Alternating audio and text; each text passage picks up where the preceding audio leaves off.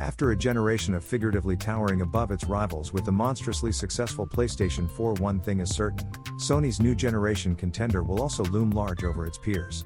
Literally, this thing is massive. However, what the PlayStation 5 lacks in subtlety, it more than makes up for in potential, thanks in part to its amazingly fast SSD but mostly to its truly remarkable new controller, the DualSense. While a good deal of what folks are going to be able to squeeze out of 2020 salvo of shiny new hardware may be bottlenecked to some degree by the screen that they own, the PS5's unique DualSense democratizers are the next generation gaming experience for everyone, delivering an incredible new level of haptic feedback that must be felt to be believed.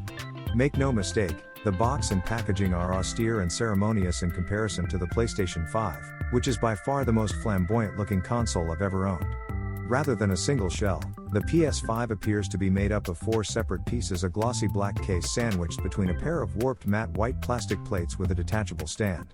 I'll happily state that the PS5 does look a bit better in the flesh than it did in the initial product shots. The matte off-white finish to the place is actually a lot nicer than I feel it would be, and the sloping vents flanking the strip of glossy black plastic that wraps around the edge of the unit are eye-catching. The problem to my eye is that the gradually widening black strip on the front and the flappy overhanging plastic corners makes the PS5 look a little bit like a piece of luggage that's stuffed too full to zip up properly, and the regular curves remind me more of a cassette that spent a hot summer's day on a car dashboard than a PlayStation.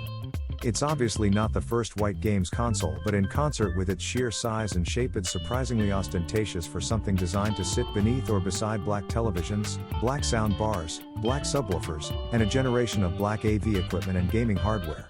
It's a bit shelly, and in a world of generally sleek and simple take, it looks a bit out of place, like 2006's vision of 2046.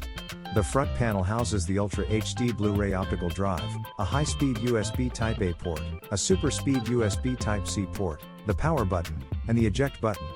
These buttons are adjacent to each other, but the eject button is noticeably smaller, so if you're anything like me, there's now hope of not spending an entire generation trying to remember which button is which.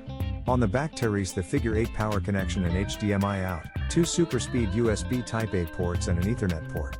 Unlike the PS4, the PS5 does not feature an optical audio out. The stand is necessary because the misshapen nature of the plate means the PS5 can't sit flat on its side properly without it.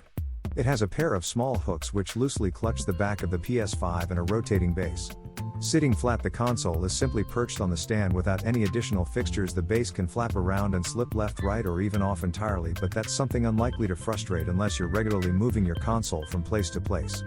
Positioned vertically, a single screw is required to fix the stand to the console to prevent it from falling out of it. The slotted screw comes stored in the stand itself and is easy to install if you don't have a flat screwdriver. A knife or even your thumbnail will suffice. Appearances aside, there is one element of the PS5 that can't be as easily ignored, and that's the sheer size of it. Positioned vertically and perched top its stand, the PS5 is about 40 centimeters tall or 16 inches, with the stand switch that figure is a fraction less when positioned horizontally, coming in at around 39 centimeters, but even in this orientation the PS5 is still just over 11 centimeters high or 4.5 inches at the point where its top plate kills skyward. That's bigger than the grill-sized PS3 or the VCR like original Xbox One. It's even bigger than 2 original PS4 stacked on top of each other.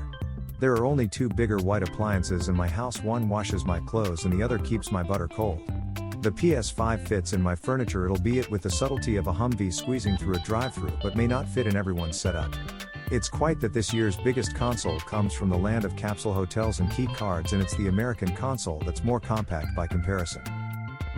Initial setup is extremely simple. For PS4 uses the slim PS5 manual describes the ability to connect your PS4 console and PS5 to the same network to transfer saved data, downloaded content, and user information, though it doesn't outline the process. For me, the much quicker alternative was plugging in the USB hard drive I've been using as extended storage for my PS4 for several years. It's a cinch, and the PS5 can access your existing digital PS4 games from it instantly. For a long time PlayStation users, the PS5 makes it very easy to browse your whole digital library and sort between PS5 and PS4 games. Oddly enough, there's a search field for games too, though it comes up empty. The PS5 UI doesn't feel wildly removed from its roots on the PS4, particularly as you get deeper into the menus, but it's definitely different and significantly more elegant in a number of ways. Now a single tap of the PlayStation button in the center of the controller will bring up what Sony has called the control center, which is a little like a taskbar on a Windows PC. Checking things like current downloads and what friends of yours are online on PS4 requires a bunch of shuffling back and forth, up and down and left and right through menu icons. The PS5 control center places all that info at our fingertips after one button press. The other key point of difference are dubbed cards, which are also presented on screen when you hit the PlayStation button. Some of these are just fluff, like links to newly published articles about games you're following on PlayStation and recent screenshots, though the activity cards seem to have the potential to be a little more useful. There's slightly frivolous information about how much longer it's estimated you'll need to complete a certain level or task, but there's also the promise of the ability to immediately view pre-made game hints without having to reach for your phone. The ultimate value of the PS5's activity cards is hard to gauge at the genesis of the PS5 though. Hopefully developers will embrace them as useful ways to communicate with players while in game and not turn them into lists of additional chores.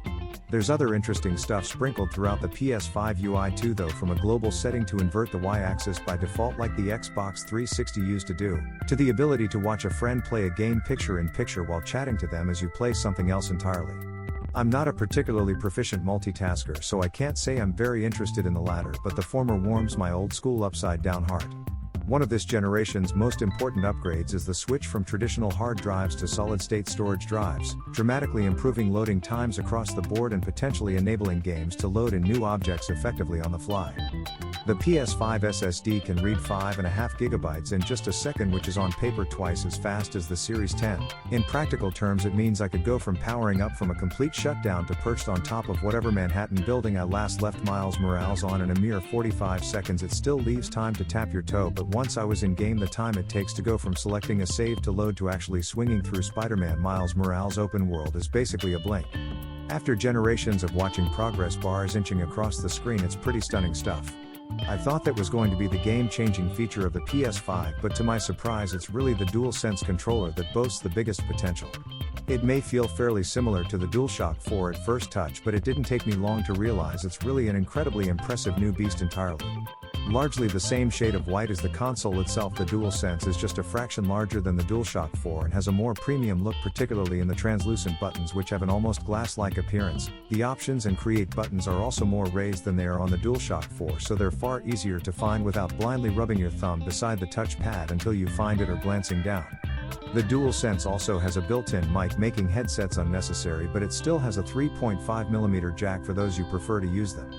The charging port is USB-C. However, it's what's on the inside that makes all the difference, and the range of haptic feedback the DualSense can provide is quite astonishing. Nuisance to rumble travels from palm to palm and with a wide spectrum of effects, from almost imperceptible pulsations to massive vibrations. The trigger is not only buzz with force feedback like the Xbox One controller, but also fight back and introduce a brand new layer of emotion. It's seriously remarkable. The pre-installed platformer Astro's Playroom is a pretty wonderful tech demo for the DualSense and well worth experimenting with. It's a rich and fabulous demonstration of the new level of feedback the DualSense can output, and an adorable 2 or 3 PlayStation's long hardware history to boot. For a hardware generation jump that's currently muddied with a lot of cross-gen content and an overall feeling of something more incremental than the often seismic shifts we've experienced previously, the DualSense emerged to me as a bit of a revelation. I've had to plug it into charge every second day since getting the PS5, but it's worth it.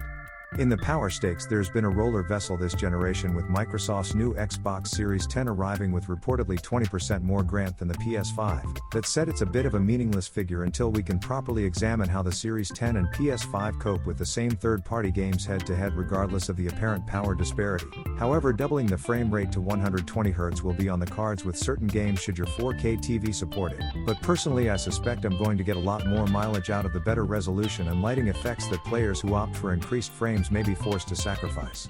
Spider-Man Miles Morales, for instance, has the option to switch between a 30 frames per second fidelity mode with the maximum amount of visual flourishes and a 60 frames per second performance mode without things like ray tracing and other advanced lighting effects and temporal techniques, providing a 4K picture from a lower resolution base.